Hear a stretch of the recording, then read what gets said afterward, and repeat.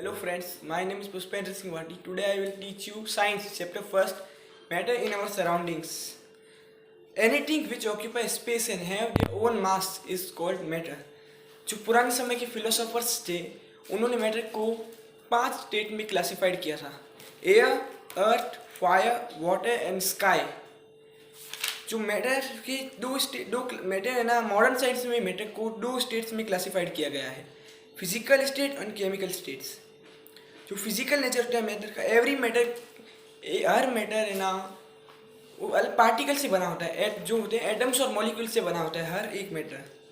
Matter की कुछ characteristic होती है, पार्टिकल्स ऑफ मैटर की कुछ कैरेक्टरिस्टिक्स है।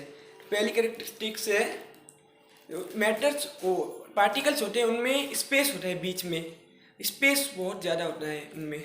दूसरी वो है उनकी मूवमेंट कंटिन्यूसली रहती है, मतलब वो रुकते नहीं, बिल्कुल मूवमेंट उनकी कंटिन्यूसली रहती है। तीसरी होती है वो एक दूसरे को अपनी ओर अट्रैक्ट करते हैं। मैटर की कुछ स्टेट्स है। ऑन फिजिकल स्टेट्स पे मैटर की 3 स्टेट्स में डिवाइड किया गया है: solid, liquid and gas. Solid है, सॉलिड का एक अपना ही मेल्टिंग पॉइंट है अबाउट रूम टेम्परेचर पे, जिसका एक अपना मेल्टिंग पॉइंट है अबाउट रूम टेम्परेचर पे, उसे कहते हैं सॉलिड।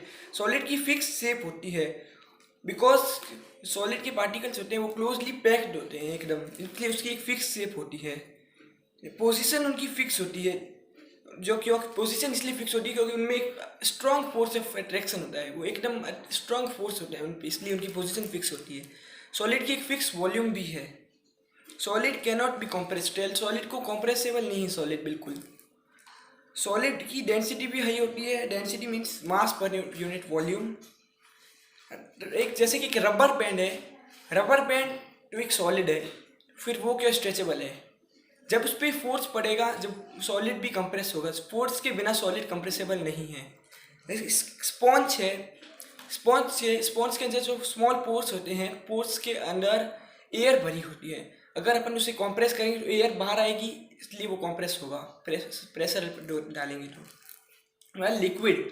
लिक्विड के जो पार्टिकल्स है वो भी एक दूसरे, मतलब उनके बीच में लिटिल स्पेस होता है उसके पार्टिकल्स के बीच में, और लिक्विड की कोई फिक्स शेप नहीं है, और लेकिन उनकी एक फिक्स वॉल्यूम जरूर है। शेप नहीं, लेकिन उनकी एक फिक्स वॉल्यूम है। उसके बाद है गैस के बीच में गैस के पार्टिकल के बीच में बहुत ज़्यादा स्पेस होता है। गैस के पार्टिकल्स एक स्पेस में रहते हैं, और गैस है वो कॉम्प्रेसेबल है। जैसे CNG सिलेंडर के अंदर गैस भरते हैं, गैस कॉम्प्रेसेबल है। और gas can diffuse easily because higher kinetic energy. जब गैस के ऊपर हाई काइनेटिक एनर्जी पड़ेगी, जब गैस इजीली डिफ्यूज हो जाएगी। मैटर अपनी स्टेट्स चेंज कर सकते हैं। अगर उसका टेम्परेचर चेंज होगा या प्रेशर पड़ेगा तो मैटर अपना स्टेट्स चेंज कर सकता है, और या उनकी काइनेटिक एनर्जी चेंज होगी तो फिर मैटर अपनी स्टेट चेंज कर सकता है। मेल्टिंग पॉइंट, जो कांस्टेंट मेल्टिंग पॉइंट होता है, एक कांस्टेंट टेम्परेचर जिस पे सॉलिड लिक्विड में कन्वर्ट हो जाए, मेल्ट हो जाए, होता है 180 और एक होता है केल्विन। अगर हम 0 डिग्री सेल्सियस को केल्विन में निकालना चाहें तो 273 प्लस करेंगे तो केल्विन में आएगा। कोई भी टेम्परेचर को 273 प्लस करेंगे तो केल्विन में आएगा।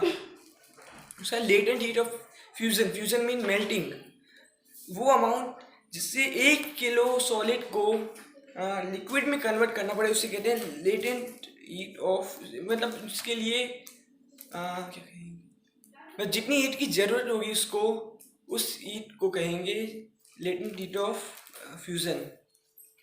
बॉइलिंग पॉइंट, लिक्विड को गैस में मतलब वेपर में कन्वर्ट करने के लिए बॉइलिंग पॉइंट होता है 100 डिग्री सेल्सियस एटमॉस्फेरिक प्रेशर में, और केल्विन में कन्वर्ट करें 373 degree Celsius kelvin.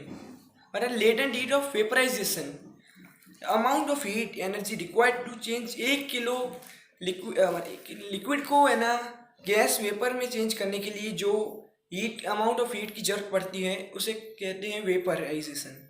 Sublimation, solid अगर डायरेक्ट गैस में कन्वर्ट हो जाए विदाउट कन्वर्टिंग इनटू लिक्विड में कन्वर्ट होने की जगह डायरेक्ट गैस में कन्वर्ट हो, उसे कहेंगे सब्लिमेशन। अगर सॉलिड लिक्विड में कन्वर्ट होगा उसे कहेंगे फ्यूजन। लिक्विड अगर सॉलिड में कन्वर्ट होगा तो सॉलिडिफिकेशन, अगर लिक्विड अगर गैस में कन्वर्ट होगा लिक्विफिकेशन, अगर गैस लिक्विड में कन्वर्ट होगी वेपराइजेशन, सॉलिड गैस में कन्वर्ट हो या गैस सॉलिड में कन्वर्ट हो, दोनों को सब्लिमेशन ही कहते हैं।